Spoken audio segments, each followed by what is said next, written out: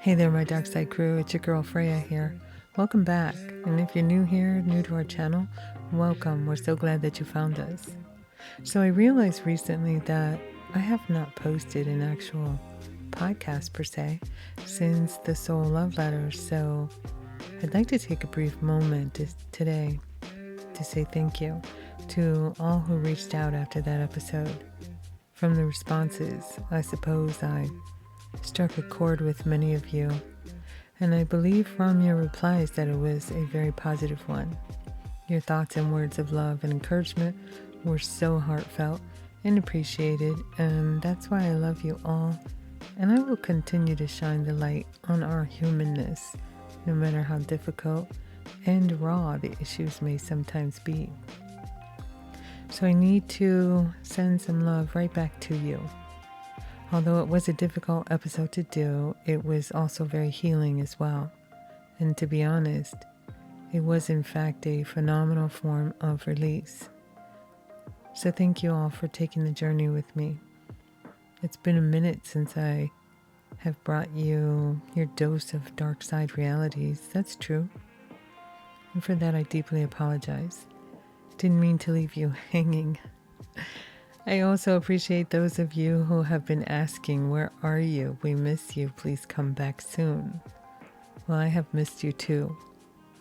As many of you know, I've been on one of those brief life lesson journeys and got a little distracted.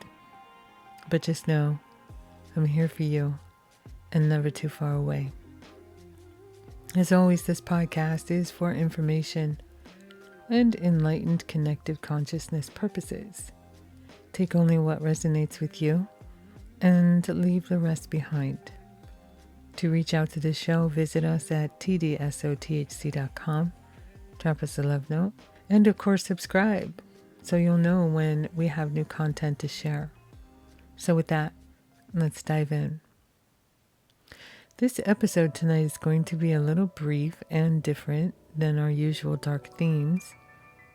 It's been a long hibernation this winter, and with the renewal of spring just around the corner, I thought I'd bring you something just a little bit lighter. I think you're really going to resonate with it. I'm talking about our love language. We all have our own style and how we relate inside of our relationships, and I believe we resonate with all of the love languages. There's 5 at one time or another. As they can speak those words we sometimes can't express verbally. This is not only about how we relate to our significant other, but family and friends as well. But today, we will be talking specifically about the romantic partnership. As you see, like many of my fellow humans, although we will sometimes go through letdowns from time to time in the love department, we would serve our souls to refuse to let that consume us and to destroy our quest on this journey for the one we are truly meant to be with. So I personally allow myself a moment of reflection, absorb what lessons I believe were intended for me to learn, and continue to move forward in life, as our time truly is finite, and no time should be wasted on those what might have been thoughts that we can get stuck on. According to the author Gary Chapman, there are 5 love languages. Our love language describes how we give and receive love from others, and they are words of affirmation, saying supportive things to your partner and vice versa. Acts of service, doing helpful things for your partner and they you, receiving gifts, giving your partner gifts that tell them you were thinking about them. And it could be a flower from your garden, a poem that they wrote just for you, or a simple, unexpected kiss on the cheek. Quality time, spending meaningful time with your partner, whether or not you two have an agenda to be anywhere but together. And last, but definitely not least, probably my favorite is physical touch, being close to and caressed by your partner. Maybe you consider yourself a touchy-feely person and enjoy PDA. I personally feel the world can use much more of this right about now. We all express and receive love differently, and those differences could be the reason why feelings and good intentions sometimes get lost in translation. If we want to build the healthy relationship, we do have to put in real effort. We need to tell our partner what makes us feel loved and, of course, unloved. We should strive to show our partner love in the ways that they want to receive it. That's how we can use love languages to improve the quality of our relationships. Communication is key, but comprehension, I believe, is the lock. Now, sometimes, I get it. That's easier said than done, of course, because we are human with real feelings, emotions, and yes, expectations as to what we want to express and receive in return. Sometimes we may feel we are not being heard, not feeling appreciated, loved, and respected by our significants. We forget that they may see a situation differently, and we may come off in ways that may not show our best light, and so they judge us, when they may not have taken the time to consider and to acknowledge how we got to that point. This is where frustrations can dwell. You see, we humans are driven by our egos, and for the most part, we tend to only see our side of things. We are complex beings, and at our core, we tend to want what we want when we want it. We forget sometimes that the people in our lives that we profess to love have feelings too. When we only see things from our perspective that may fit our narratives, our personal goals, and or agendas, we leave no room for real love, acceptance, and growth. Sometimes we may need to step back and take a deeper look at our connections from a higher perspective. As in, why are we with this particular person? Are we on the same page for the most part? What do we see in our future with them? Do we even have a future with them? Are there things we have not wanted to deal with? Or have we neglected to see the big picture of our situation? Have we invested more than we should have in our connection, that we forgot about our own needs until we finally can't deny them any longer, and we have to stand in our truth, which can ultimately blindside us when we realize we did not receive back what we feel would have been appropriate while we forgot to put ourselves first.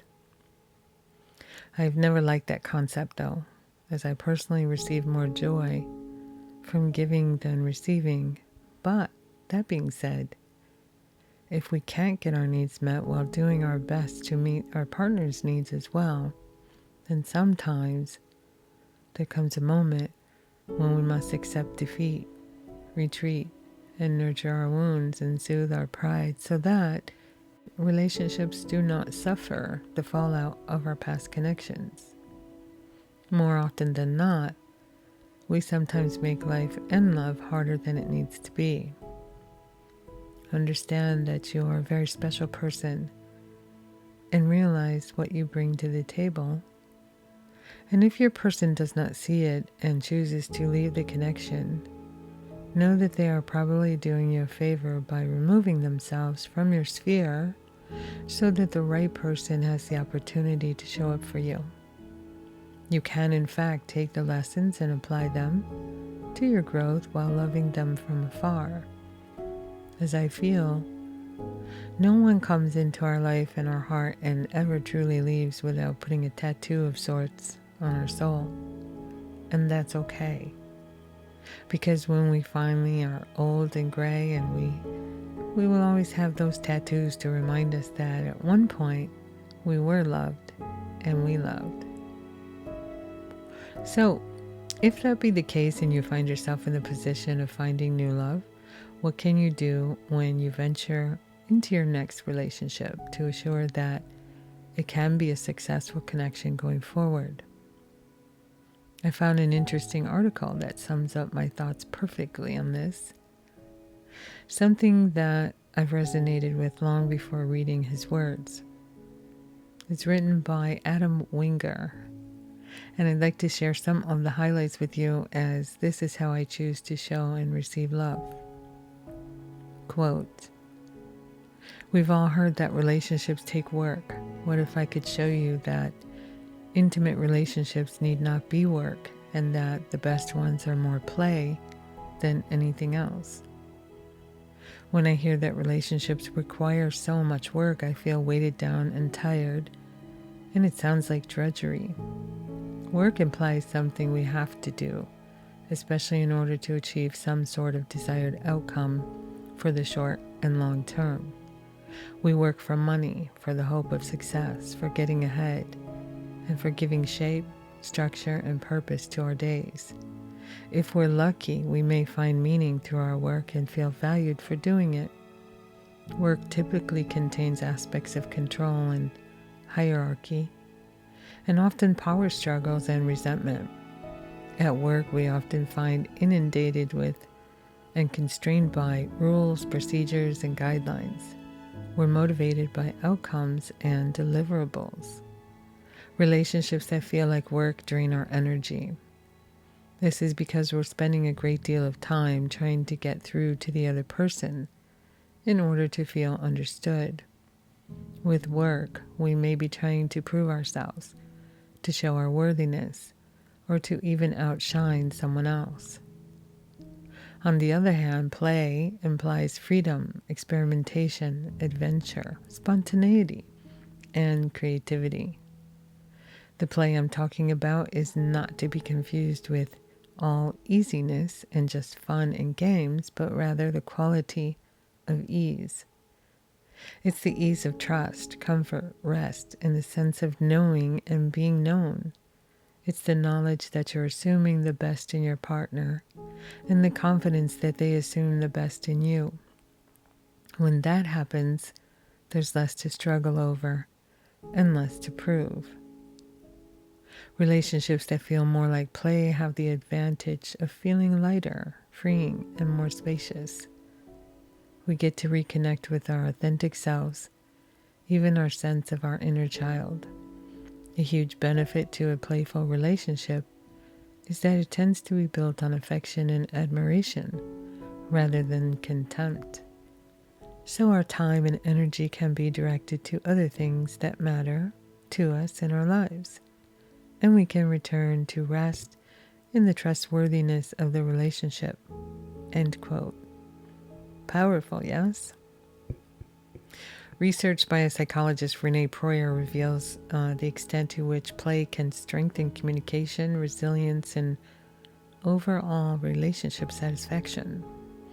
Notably, 4 types of playfulness, of all which can enhance relationships. She states that other directed playfulness involves good-natured teasing of other people.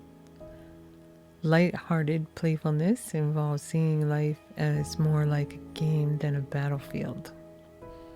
Intellectual playfulness can be seen in people who like to play with ideas and solve puzzles.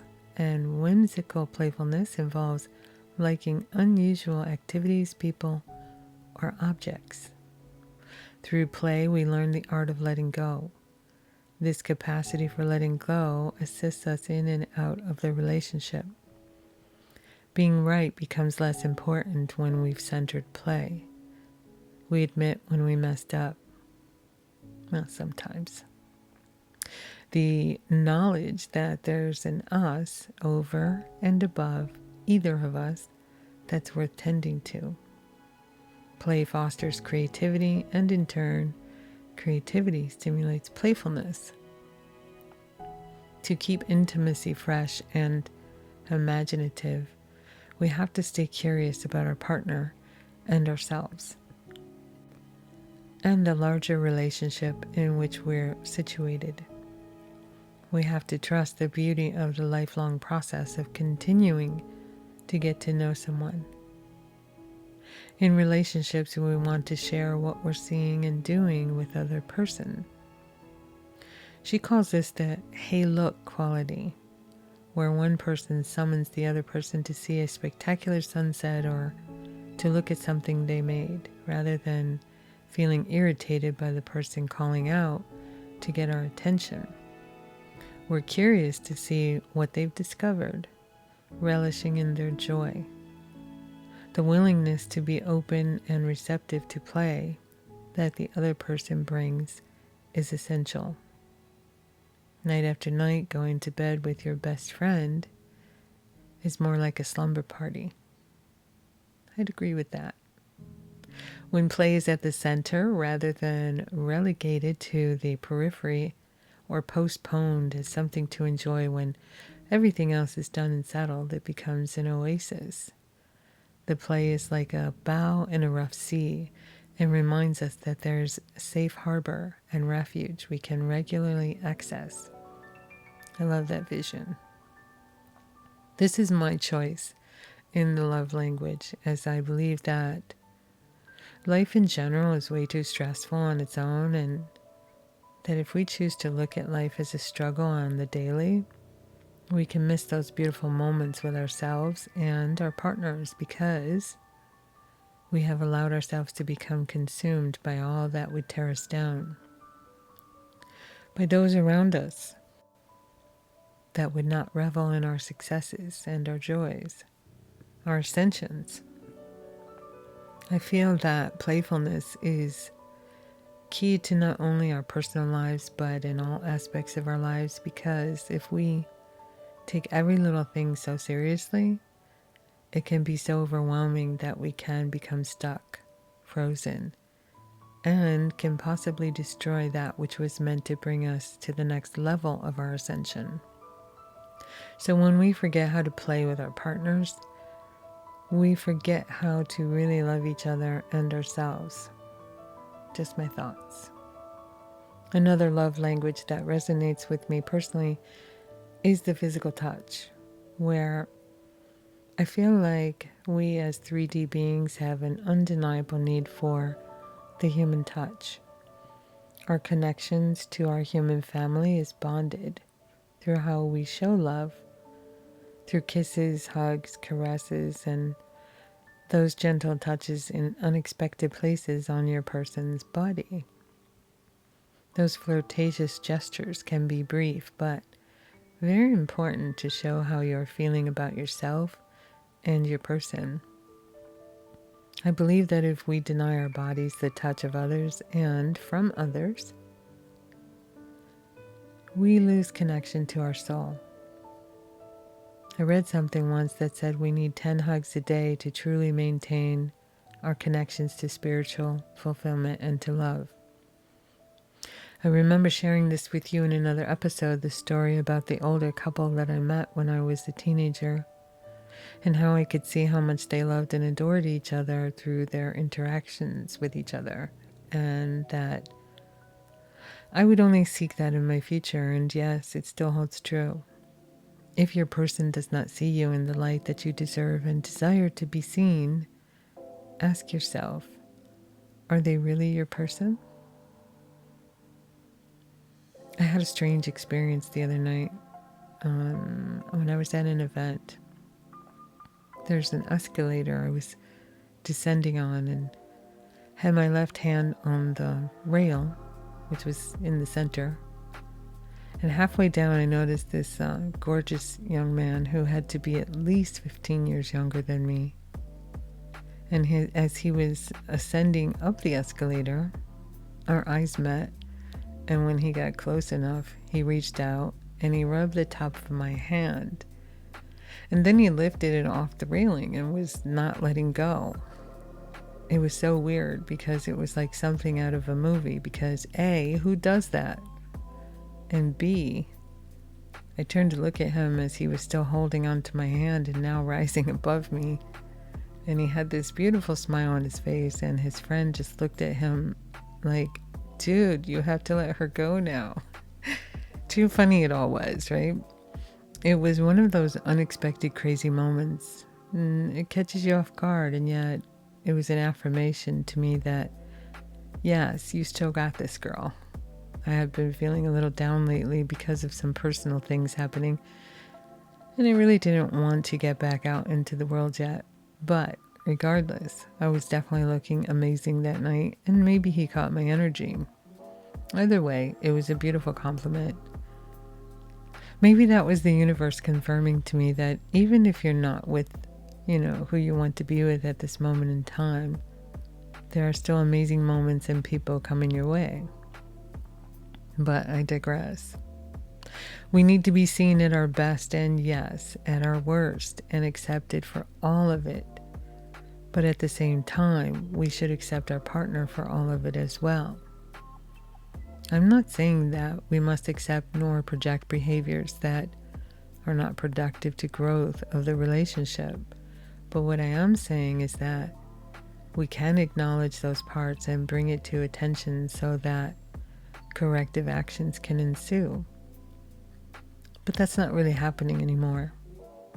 It would seem that the smallest infractions are not acceptable, and people are choosing to throw the baby out with the bathwater, as they say. Something I've been thinking about lately. I feel like people today don't really possess the tenacity to have lifelong relationships like our parents and our grandparents did. And what I mean by this is we are living in a time where we have become consumers of everything disposable, and it has evolved in our personal relationships as well. Nothing and no one seems real anymore, at least not for long. Maybe our parents or grandparents didn't always see eye to eye on everything, but they stayed together. They worked things out. They knew they really loved each other, and that's what was most important. People don't have the will or desire to build real relationships anymore, as we're living in a hit it and quit it society. At the drop of a dime, it seems like people can just open an app and swipe right and have a date in minutes. But is it really a true connection? Is it all we're seeking today? To fill a narcissistic need, if only for a moment, and on to the next? How boring and lackluster of a person one must be to connecting with people. Maybe we have forgotten how to love. Maybe we really don't want it anymore. So very sad that we have allowed this perspective to take root and grow, as it is really what I consider to be the downfall of humanity. Unfortunately, I don't see it changing anytime soon, as we have become a self-absorbed, narcissistic society. And the real issue is that most people can't or refuse to see it for what it is: lack of self-love and unwillingness to share real love. Again, living through our ego and concerning ourselves with only what we want to attain at this moment, whether or not we hurt others along the way. As my pops always told me, it's about our integrity, and our word is all we have at the end of the day. I take those words to heart even when it's been difficult relating to people. No, I'm not perfect, and no one is. I feel that's where we must forgive not only those who've hurt us, but forgive ourselves when we have hurt others. It's going to happen. We are human. But the real growth comes from acknowledgement and corrections of these actions. Again, this part of our love language, we need to find some inner guidance and trust our intuitions regarding our relationships by guarding our heart. But of course, with most people, and yet still being able to be vulnerable enough to be open to meaningful relationships, be it business or personal. We humans are on a journey through this life, and although we may sometimes be walking it alone, it doesn't mean that we are not of value to this world. And it also does not mean that we have no real effect on those who walk into our lives, be it for a minute or the long haul. Continue to love yourself and others as you feel you need to be loved, and feel you can love others who are deserving of your time and affection. So we can give and take with all that we have, and when we finally reach the end of our time, hopefully we can look back and say, hell yes, that was a wild ride, and I mattered. You mattered. We all mattered. We could go on about the other aspects of the love language concept, and maybe in future episodes we'll break them all down, but for today, I'll leave it here. It's just something to consider. I'd like to ask you, what is your love language? So this was an amazing episode, and again, we've reached the quote of the day. But before we get to the quote, let me say that I have missed you all and will be showing up for you more on a regular basis, as well as I have lined up a few really special guests coming soon, and I look forward to the topics that they have offered for discussion. So subscribe, stay tuned for that. In our quote of the day, be more understanding of your partner's specific love language. It may be frustrating at first, but you have to understand that love shows itself in various forms. Just because it doesn't look like yours doesn't mean it isn't love and shouldn't be received as such. By Robin S. Baker. Always remember, if today has you feeling anxious, confused, triggered, or even a little weary, take a moment right now to quiet your mind. Just breathe. Let go of all your distractions and embrace mindfulness. Focus your intentions on what you really want. Clarify and let go of that which no longer serves you. Remember, your determination is your power and your peace to realize your true purpose, as these brief but mindful moments can allow a new path to arise.